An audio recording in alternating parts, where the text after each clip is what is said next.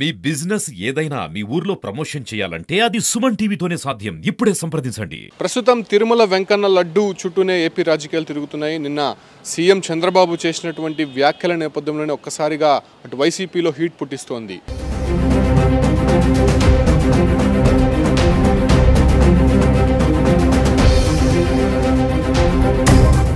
మాజీ పాలక మండలి చైర్మన్ అయినటువంటి వైవి సుబ్బారెడ్డి, బొమ్మన కరుణాకర్ రెడ్డి దీనిపైన రెస్పాండ్ అయ్యారు. ముఖ్యంగా చంద్రబాబు చేసినటువంటి వ్యాఖ్యలకు సంబంధించి తిరుమల లడ్డీ తయారీ విషయంలో గత ప్రభుత్వం వ్యవహరించినటువంటి తీరుపైన ఆయన పూర్తిగా విమర్శలు చేశారు. ముఖ్యంగా లడ్డూ తయారీలో అతి ముఖ్యమైనటువంటి నెయ్యికి సంబంధించినటువంటి టెండర్లలో పూర్తిగా ఆవు కొవ్వుతో కూడుకున్నటువంటి నెయ్యిని తెప్పించారు. సో ఆ కారణంగానే లడ్డు నాణ్యత, రుచి అనేది పూర్తిగా తగ్గిపోయింది.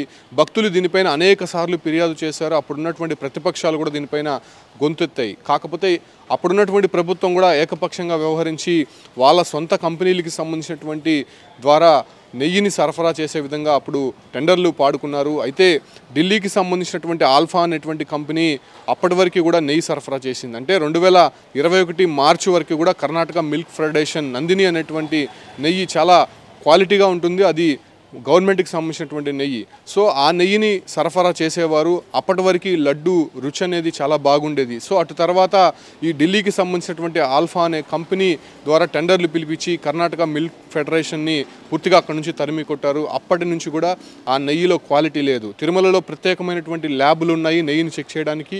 ఆ ల్యాబుల్లో కూడా ఆ నెయ్యి క్వాలిటీ బాగలేదని చెప్పి వచ్చినప్పటికీ కూడా ఆ ఒక్క ఆల్ఫా కంపెనీకే ఈ నెయ్యిని సరఫరా చేసేందుకు అనుమతులు ఇవ్వడం పైన తీవ్ర విమర్శలు అయితే చంద్రబాబు చేశారు. అయితే ముఖ్యమంత్రి అయిన తర్వాత చంద్రబాబు తిరుమల పర్యటన నేపథ్యంలోనే తిరుమల పర్యటనలో కీలక వ్యాఖ్యలు చేశారు.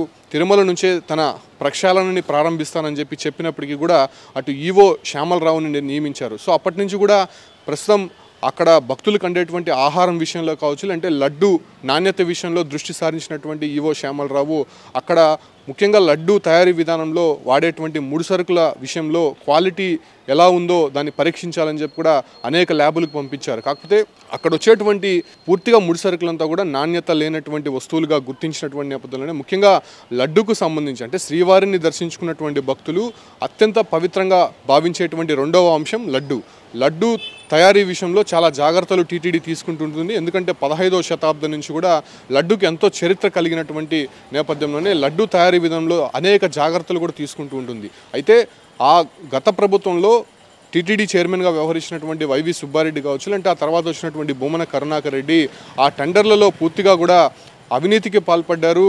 తన సొంత కంపెనీలకి సంబంధించినటువంటి అదే రకంగానే ఎవరైతే తక్కువ ధరకి నెయ్యి సరఫరా చేస్తారో ఆ ఒక్క కంపెనీల ద్వారానే తిరుమలకి నెయ్యి తెప్పించారు. సో ఆ రకంగా లడ్డూకి సంబంధించినటువంటి రుచి మొత్తం కూడా కోల్పోయింది. ముఖ్యంగా లడ్డు అనేది స్వామివారి భక్తులకు అందించే క్రమంలో ఖచ్చితంగా 160 గ్రాములు ఉండాల్సి ఉంటుంది. కాకపోతే అనేక సందర్భాల్లో మనం చూసాం అక్కడ వెయిట్ మిషన్ కూడా పెట్టి ఉంటారు. 100 గ్రాములు 90 గ్రాములు వచ్చినటువంటి వీడియోలు కూడా వైరల్ అయ్యాయి. అప్పటికీ కూడా టీటీడీ పట్టించుకోలేదు.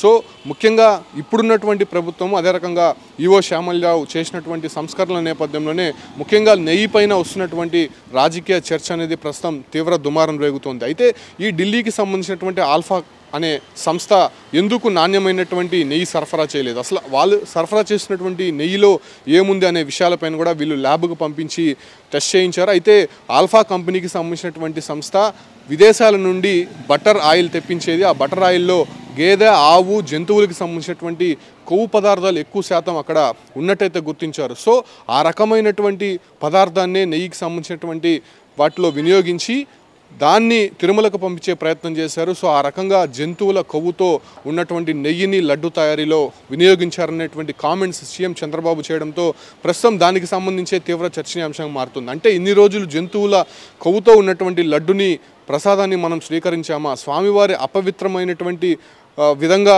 వ్యవహరించినటువంటి ఈ అధికారులపైన ఎందుకు చర్యలు తీసుకోలేదు అనే విషయాలు కూడా ఇప్పుడు చర్చనీయాంశంగా మారుతోంది. దీనిపైన ఛాలెంజ్లు కూడా విసురుకుంటున్నటువంటి పరిస్థితి. చంద్రబాబుకు మాజీ పాలక మండలి అధ్యక్షులు వైవి సుబ్బారెడ్డి కూడా ఒక ఛాలెంజ్ విసిరారు.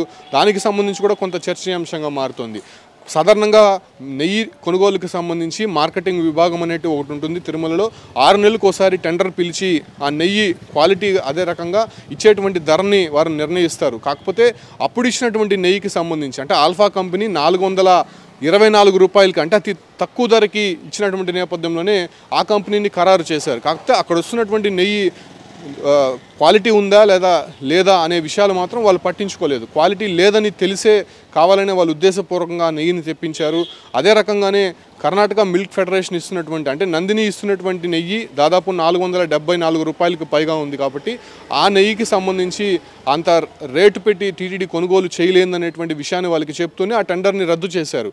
సో కర్ణాటక మిల్క్ ఫెడరేషన్ కూడా ఒకటే చెప్పింది, 424 రూపాయలకి ఇచ్చేటువంటి నెయ్యిలో క్వాలిటీ ఉండదు, ఖచ్చితంగా అది నాణ్యత కోల్పోతుందనే విషయాలు వాళ్ళు చెప్తూనే ఆ ధరకి మేము ఇవ్వలేమనేటువంటి విషయాన్ని చెప్తూ ఆ టెండర్ నుంచి వాళ్ళు వైదొలిగారు. సో ఈ ఒక్క విషయాలపైన అప్పుడు ఎందుకు చర్చించలేదు, ఎందుకు గుర్తించలేదు? అంత సొమ్ము శ్రీవారికి వస్తున్నప్పటికీ కూడా, టీటీడీ ఖజానాలో అంత డబ్బులు ఉన్నప్పటికీ కూడా ఎందుకు నెయ్యి విషయంలో అంత నిర్లక్ష్యం వహించారు? దీని వెనక ఎవరున్నారు? అసలు ఆల్ఫా కంపెనీకి, వైసీపీకి, అక్కడ ఉన్నటువంటి టీటీడీ చైర్మన్కి ఏంటి సంబంధం అనే చర్చ కూడా ఇప్పుడు జరుగుతున్నటువంటి పరిస్థితి. అయితే తిరుమలలో ఒక ల్యాబ్ అనేది ఉంటుంది, నెయ్యికి సరఫరాకు సంబంధించి కావచ్చు, లేదంటే నెయ్యిలో పాడేటువంటి ముడి సరుకులకు సంబంధించి. ముఖ్యంగా నెయ్యిలో వాడేటువంటి ముడి సరుకుల విషయానికి వస్తే శనగపిండి, జీడిపప్పు, యాలకులు, అదే రకంగానే ముఖ్యంగా నెయ్యి వాడతారు, పంచదార వాడతారు, ఎండు ద్రాక్ష, అదే రకంగా పచ్చకర్పూరం. ఈ వస్తువులంతా కూడా లడ్డు తయారీలో వినియోగిస్తూనే అతి రుచికరమైనటువంటి స్వామివారి లడ్డు బయటకు వస్తుంది.